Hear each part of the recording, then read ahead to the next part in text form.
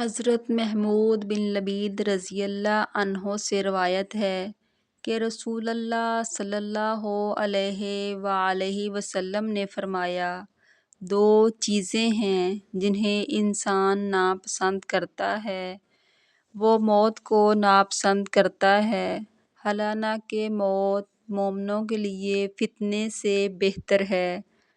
دوسرا، وہ قلت مال کو ناپسند کرتا ہے، جبکہ قلت مال کا حساب کم ہے۔ مشقات المصابیح، حدیث نمبر 5251۔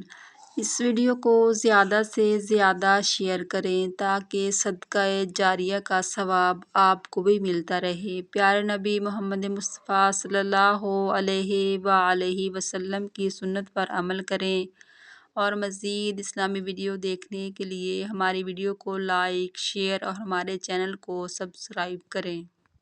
جزاک اللہ۔